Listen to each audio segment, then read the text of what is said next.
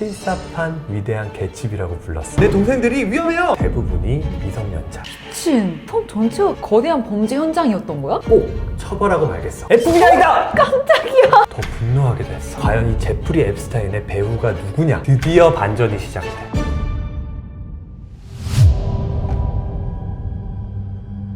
혜선아, 우리 미국 드라마 보면서 FBI의 관할, 그리고 미국식 형량 거래 이런 거 늘 궁금해하지 않았어? 그치, 미드랑 뭐 영화 보면 그런 거 엄청 많이 나오는데 항상 궁금해만 하고 시청을 다 하고 나면은 찾는 걸 까먹고 안 찾아봤거든. 맞아. 변호사인 우리조차도 미국식 법적 절차니까 사실 잘 모르잖아.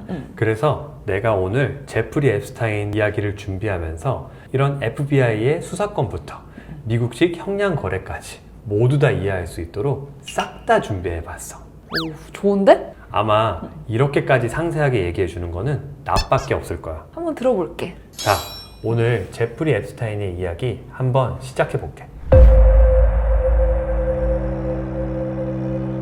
2019년 7월 6일 토요일 저녁, 뉴저지의 테터보로 공항에 호화로운 전용기 한 대가 조용히 내려앉아. 무슨 전용기야? 이 전용기는 파리에서 도착한 거였는데 이 전용기 안에는 6천억 원의 자산가, 미국의 전 대통령부터 영국의 왕자까지 핸드폰에 전화번호부에만 수천 명의 거물의 인사가 저장되어 있는 남자, 그 남자가 타고 있었어. 그 사람은 당연히 오늘도 레드카펫을 밟으면서 내려올 줄 알았을 거야. 그런데 웬걸, 비행기 문이 열리자마자 그를 맞이한 건 바로 FBI의 수갑이었어. FBI다! 깜짝이야!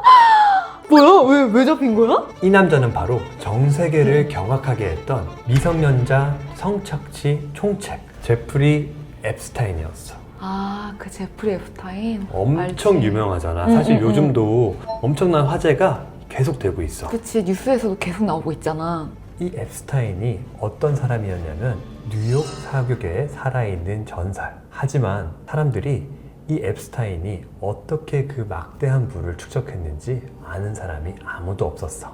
왜? 그냥 한 명문 학교의 교사로부터 시작해서 어느 날 갑자기 월스트리트에 거물이 되어 있었던 거야. 혜성처럼 나타난 억만장자라 뭔가 좀 많이 수상한데? 좀 수상하지. 내가 좋아하는 영화 중에 위대한 개집이라고 있는데, 그래서 사람들이 이 앱스타인을 실사판 위대한 개집이라고 불렀어. 사실 이 앱스타인은 억만장자들의 자산 관리를 해주면서 막대한 부를 축적했어. 그리고 이 억만장자들의 인맥은 앱스타인의 진짜 힘이었고, 그리고 그 힘을 이용해서 아무도 접근할 수 없는 그만의 공고한 성을 만들기 시작했던 거지. 어떤 성인데? 카리브해의 외딴 섬, 리틀 세인트 제임스라 불리는 제프리 앱스타인만의 섬이었어. 사람들은 이 섬을 소화성 애자의 섬이라 불렀었지. 미친, 섬 전체가 그럼 그렇게 거대한 범죄 현장이었던 거야? 그런데 그뿐만이 아니야. 뉴욕의 호화로운 저택부터 파리의 고급 아파트까지 이 모든 장소가 제프리 앱스타인의 범죄를 위해 설계된 그의 사냥터였던 곳인 거야. 심지어 방금 말해준 그 섬에는 오직 제프리의 전용기를 타고 들어갈 수 있었어. 그래서 이 전용기의 별명이 뭐였는지 알아? 별명? 별명 뭐였는데? 바로 롤리타 익스프레스. 미성년자들을 실어 나르는 악마의 비행기였던 거지. 아, 진짜 말도 안 된다. 사실 이런 제프리의 악행이 멈출 수 있는 기회는 20년 전에도 있었어. 1996년 8월 마리아 파모라는 여성이 FBI에게 전화를 걸어. 내 동생들이 위험해요! 신고 내용은 마리아 본인에 대한 성폭행, 그리고 마리아가 예술 작품을 위해 그려놓았던 마리아 동생들의 누드 사진 절도, 그 외에 수많은 인신매매 혐의. 당시 마리아의 동생들은 12살, 16살에 불과했어. 제프리 앱스타인은 소아성 애자였던 거지. 12살? 미친 거 아니야? 근데 왜 FBI야? 관할이 FBI한테 있는 거야? 나도 이게 제일 궁금했어. 어쩔 수 없는 변호사인가 봐. 한국에서는 경제사범, 공직자 범죄, 대형 참사 이런 중요 범죄가 아니면은 경찰에게 신고하는 것이 원칙이잖아. 그치. 그런데 우리나라보다 미국은 땅이 훨씬 넓어. 주만 해도 50개 주로 모여있는 국가지. 이 사건과 같이 주 경계를 넘나들면서 범행을 한 경우에는 FBI에게 관할권이 있는 거지. 미국에서는 이렇게 FBI에 관할이 있는 범죄에 대해서는 경찰에 신고하더라도 FBI에게 전화해보세요 라고 하면서 안내를 한다고 해. 아, 그러면 주의 경계를 이렇게 넘나드는 이런 범죄의 경우에는 FBI한테 관할권이 있는 거네? 근데 이 사건 피해자도 그럼 먼저는 일단 모르니까 경찰한테 신고를 했을 거 아니야? 맞아. 경찰에 신고를 했는데 이제 경찰 안내에 따라서 다시 FBI한테 전화를 하게 된 거지. 그런데 놀랍게도 FBI는 수사조차 제대로 시작하지 않았어. 왜? 증거가 뭐 부족해서 그런 거야? 뭐야? 신고된 범행 장소가 어디였는지 알아? 어딘데? 바로 제프리 앱스타인의 강력한 후원자이자 란제리 브랜드 빅토리아 시크릿의 회장이었던 레슬리 백스너의 저택이었던 거지. FBI 입장에서도 갑자기 걸려온 전화인데 이렇게 거물급 인사에 대해서 수사를 진행하는 게 아마 부담스러웠을 거야. 그래서 이런 제프리 앱스타인의 막강한 인맥은 제프리 앱스타인의 범죄를 막아주는 결정적인 역할을 하게 돼. 그렇게 방치된 10년 동안 제프리 앱스타인의 섬에서는 수많은 소녀들의 눈물이 흐르게 돼. 진짜 너무 안타깝다. FBI가 제때 수사만 했더라도 이렇게까지 과연 일이 커졌을까? 그니까. 그런데 2005년 3월 플로리다 판비치 경찰서에 한 소녀가 신고를 해. 마사지를 해주면 20만 원을 준다고 해서 그 남자의 집에 갔어요. 설마 그렇게 마사지를 하는 도중에 그 남자가 저를 그 아동 청소년법 위반 아니야? 미국도 가중처벌 되는 걸로 알고 있는데? 당연하지. 미국이어도 당연히 가중처벌이 되는 거고 우리나라에서도 마찬가지야. 엄청 심각한 범죄를 저지른 거지. 그리고 다행히도 이번 신고의 관할은 FBI가 아닌 판비치 경찰서에 있었어. 왜냐하면 판비치에 위치한 제프리 앱스타인의 저택에서 발생한 일이었기 때문이지. 그래도 FBI가 아니어서 그나마 다행인 건가? 그렇게 이제 드디어 제프리 앱스타인에 대한 수사가 시작되게 되었어. 어떻게 됐어, 그래서? 2005년 3월 이제 수사에 착수하게 돼. 그리고 2005년 4월 제프리 앱스타인의 주택에 대한 압수수색을 진행해. 오. 하지만 앱스타인이 이 압수수색 사실을 미리 알고 결정적인 증거가 될 만한 것들은 모두 빼돌린 상태였어. 그렇게 판비치 경찰서에까지 제프리 앱스타인의 영향력이 미치고 있었던 거야. 제발. 그런데 이때 압수수색을 하는 경찰관들이 어떤 걸 보고 경악을 금치 못해. 왜? 뭘 봤길래? 왜 아까 마리아 파머라는 여성의 신고 사실이 기억나? 그치, 아까 말했잖아, 누드아. 그렇지. 바로 제프리 앱스타인이 자신이 그린 여동생들의 누드화를 절도했다고 했어. 그런데 웬걸 제프리 앱스타인의 집 사방에 여성의 나체가 걸린 누드화가 걸려 있었던 거야. 이게 내 생각에는 부피도 크고 그 누드화의 사람들이 특정되지 않으니까 그냥 제프리 앱스타인이 놓고 갔던 것 같아. 그럼 마리아 파머 동생의 누드아는 아니었던 거네? 맞아. 그 누드화는 아니었지만 경찰관들이 보고 생각을 한 거지. 이 사람 정말 문제가 있는 사람이 맞구나. 그치, 누가 봐도 이상하지. 그렇게 마리아 파머의 10년 전 신고 사실이 진실인 게 어느 정도 밝혀지게 됐고 이번 압수수색을 통해서 제프리 앱스타인에 대한 심증은 점점 더 커져가는 계기가 됐어. 그래도 다행이다. 그리고 이번 사건을 통해 판비치 경찰서장은 다짐하게 돼. 내가 이 제프리 앱스타인을 꼭 처벌하고 말겠어. 이 경찰서장도 이렇게까지 법망을 교모히 빠져나가는 이런 제프리 앱스타인 같은 사람이 처음이었던 거야. 그래도 정의로운 서장이네. 용기 내서 자신의 피해를 밝힌 사람은 36명인데 혜선아, 너도 알잖아. 이게 피해자들은 용기 내서 밝히는 게 쉽지 않아. 그치, 어렵지. 그러다 보니까 추정되는 피해자만 해도 100명. 100명? 맞아, 100명. 사실은 대박이다. 나는 이거보다 더 많은 피해자가 있었을 거라고 추정돼. 그것도 맞는 말이긴 해. 그리고 대부분이 미성년자. 진짜. 너도 이 범죄의 심각성을 알겠지. 제프리 앱스타인은 판비치뿐만 아니라 본인이 소유하고 있던 외딴 섬 리틀 세인트 제임스뿐만 아니라 세계 각지를 돌아다니면서 이런 범행을 한 사실이 밝혀지게 돼. 그리고 주로 제프리가 소유한 섬에서 정재계 유명 인사들에게 이러한 피해 여성들을 연결시켜주는 일이 일어났던 거지. 아, 진짜 더럽다. 맞아. 그리고 바로 이게 우리가 뉴스를 통해 듣는 제프리 앱스타인 스캔들의 실체야. 그렇구나. 근데 봐봐. 이제 다시 주 경계를 넘나드는 범죄가 됐잖아. 그럼 수사권은 누가 가지고 있을까? 또 FBI겠지?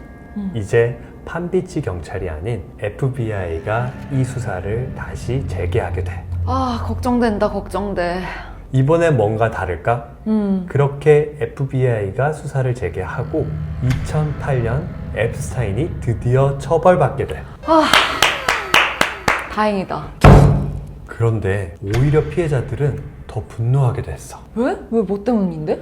가장 문제가 됐던 건 이 사건이 처리된 방식이었어. 아까 말한 수많은 피해자들이 용기 내서 피해를 밝혔고 제프리 앱스타인의 처벌만을 숨죽여서 기다리고 있는 상황이었잖아. 그치.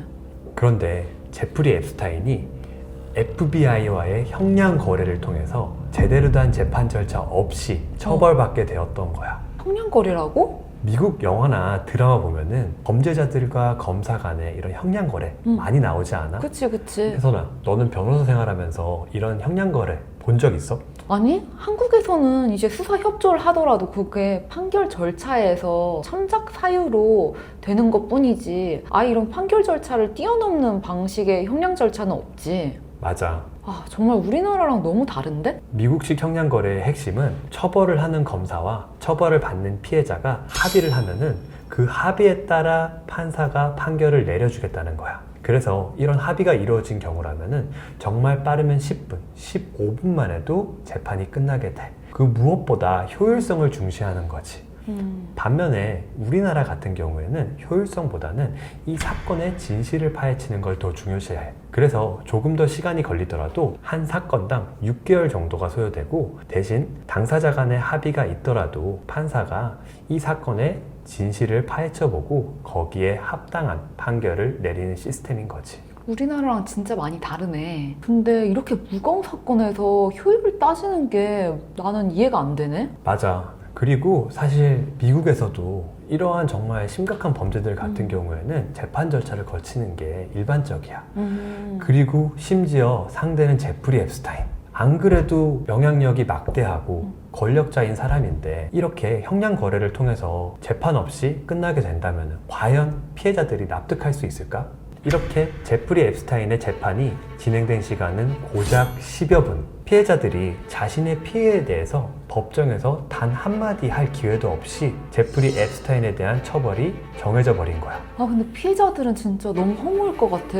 우리나라에서는 이런 일이 아예 없는 거잖아. 우리나라에선 사실 발생할 수 없는 일이지.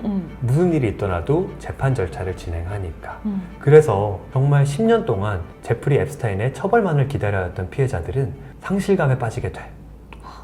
이렇게 미국식 형량 거래는 정말 불합리한 결과를 초래할 수 있고, 마찬가지로 피해자에게 큰 상처를 줄 수 있다는 그런 단점이 있는 거지. 아니, 근데 그럼 대체 이 형량 거래의 기준이 뭐야? 사실 이번 사건은 제프리 앱스타인뿐만 아니라 제프리 앱스타인 섬에 놀러간 그런 많은 권력자들, 정재계 인사들이 연루된 사건이었잖아. 그래서 아마 FBI가 정식 재판까지 가는 거를 조금 부담스러워하지 않았을까? 이런 생각은 들어. 그런 게 작용했을 수가 있겠네. 사실 이런 사건에서 형량 거래를 했다는 것 자체가 난 좀 받아들여지기 힘들거든.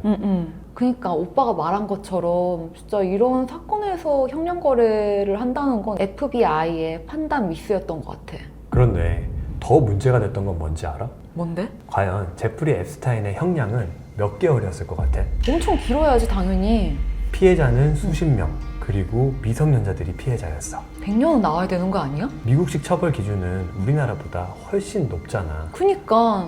제프리 앱스타인에게 내려진 처벌은 18개월. 18개월이라고? 말이 돼 그게? 이렇게 18개월이라 치면 이거 우리나라보다 더 짧은 것 같은데? 정말 말도 안 되지.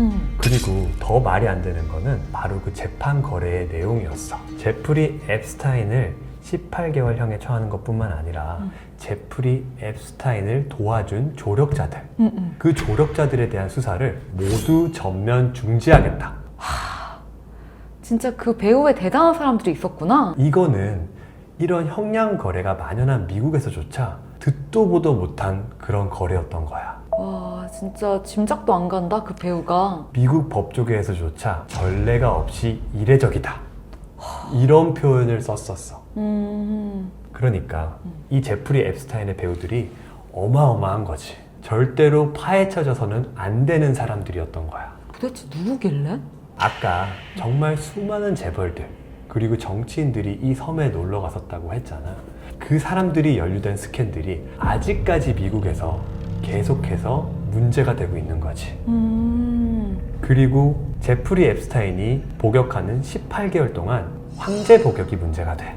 황제 복역? 뭐 어떤 식으로 했길래? 제프리 앱스타인은 매일 최대 12시간에서 16시간까지 감옥 밖에서 일을 할 수 있도록 허가를 받았고, 실질적으로 잠만 감옥에서 자는 사실상 황제 복역의 특혜를 받았어. 완전 호텔로 사용한 거나 다름없구나. 그래서 이런 모습을 보면서 피해자들이랑 아까 말한 정의로운 판비치 경찰서장은 시리에 빠졌어. 와, 우리가 정말 할 수 있는 게 이렇게까지 없다니. 사실 이 사람들 입장에서도 너무 이례적이었던 거야. 진짜 말도 안 되는 것 같아. 받아들여지기 힘들잖아. 그런데 드디어 반전이 시작돼. 2019년 판사가 앱스타인에 대한 형량 거래는 무효다. 정말 나도 그래서 찾아봤어. 그런데 이런 형량 거래가 받아들여질 수 없는 말도 안 되는 조건인 경우에는 판결로 이런 형량 거래를 무효화할 수 있다는 거야. 아, 다행이다, 다행이다. 아, 진짜 다행이다. 그래서 드디어 이제 피해자의 시간이 돌아온 거야. 역시 정의에 살아있다. 드디어 FBI가 속전속결로 압수수색을 진행을 해. 그의 뉴욕 저택을 압수수색하고 발견된 증거 혐의만 DVD, USB로 수십여 개. 이 모두 성착취 사진과 영상이 담긴 자료들이야. 아, 끔찍해. 왜 아까 미성년자들이 제프리 앱스타인 집에 가서 마사지를 해줬다고 했잖아. 그런 마사지 침대까지 모든 증거 정황들을 확보하게 돼. 이제 모든 사람들의 시선은 제프리 앱스타인의 재판에 향해 있어. 그러면은 어떤 꼼수도 더 이상 부리지 못했겠다. 이제 미국 전역의 모든 사람이 제프리 앱스타인의 범죄에 대해서 알고 있어. 그니까. 그리고 심지어 판사까지 재판 거래에 대해서 무효를 선언한 상황. 아, 그럼 이제 진짜 끝이 보이네. 맞아. 그리고 너무 궁금하지 않아? 모든 사람들의 이목이 집중됐던 건 그러면 과연 이 제프리 앱스타인의 배우가 누구냐? 제프리 앱스타인의 소아성 애자의 섬에 방문한 사람들은 누구냐? 진짜 너무 궁금해. 누구야? 이 수사가 이제 시작되려던 찰나 제프리 앱스타인의 사망 소식이 전해져. 미친. 죽인 거야, 누가? 공식 발표는 자살이야. 말도 안 돼.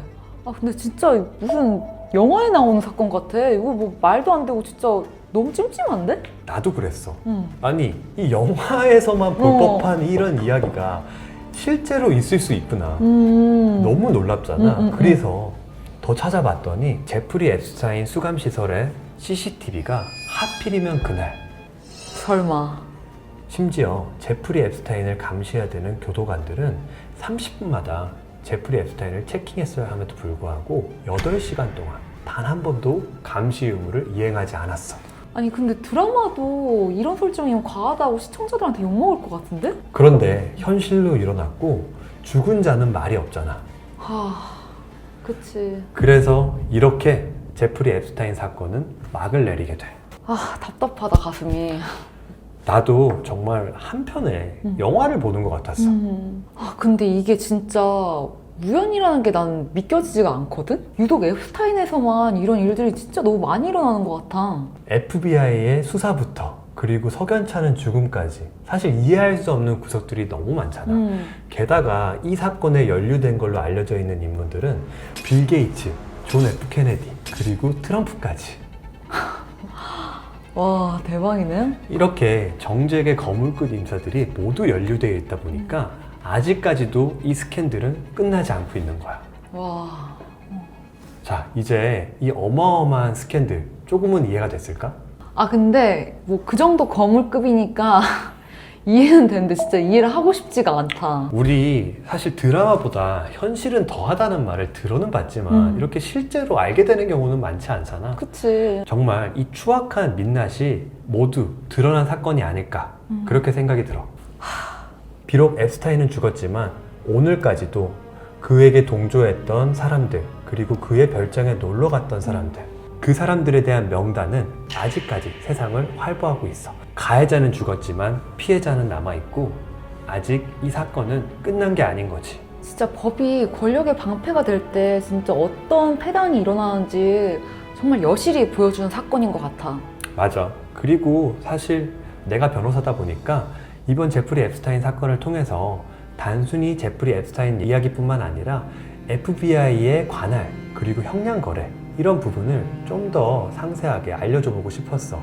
아마 이렇게 FBI의 관할까지 다뤄가면서 상세하게 이야기한 곳은 우리 영상밖에 없을 것 같아. 이렇게 하나하나 설명을 잘해줘서 나도 몰랐던 부분이 이해가 잘 되고 앞으로 미드 보면서도 더 재밌게 이해를 쏙쏙 하면서 그렇게 볼 수 있을 것 같아. 그렇다면 정말 다행이다. 자, 그러면 오늘 이야기는 여기까지야. 다음에도 내가 유익한 법률 이야기를 준비해서 다시 돌아올게. 좋아! 끝! 이게 나는 사실 이거 준비하면서 느꼈던 게 계속 FBI가 수사할 때마다 좀 문제가 생기잖아. 내가 봤을 때 FBI가 뭘 먹은 것 같아. 솔직히 안 먹고 이 정도까지 하는 게 말이 안 된다 생각하거든? 뭘 먹었을 것 같아, 오빠? 권력자들의 사랑? 그러니까 뭔가 숨지는 뭔가 이런 것들이 분명히 결부돼 있겠지? 아, 그 판비치 경찰서장이 정말 정의로웠다. 맞아. 앱스타인이 진짜 죽었을까? 그러니까 자살이라는 것도 나는 안 믿기지만 죽은 것도 좀 안 믿기는 거야. 아, 이제 그것까지 부정하는 거야? 어딘가에서 권력자들이랑 거래를 하고 또 다른 얼굴과 이름을 하고 살고 있지 않을까? 약간 난 이런 생각도 드는 거 같아. 그래서 음모론이 정말 끊이지 않고 있어. 정말 사실 우리는 어디까지가 진실인지 사실 이 사건에 대해서 과연 우리가 판단할 수 있을까? 007 영화에 나오는 그런 가면 같은 걸 또 쓰고 살고 있다면 뭐 어디에서 또 호화롭게 살고 있어도 우리가 알 수 없는 거니까. 내가 권력 욕심은 없지만 이런 얘기 보면은 내가 정말 미국의 대통령이 한번 돼보고 싶어. 모든 비밀을 다 알 수 있잖아. 단순 호기심 때문에? 아니요. 권력욕 아니야? 그거? 외계인이 살아있을 수도 있잖아. 근데 그거는 미국 대통령만 알 것 같긴 해.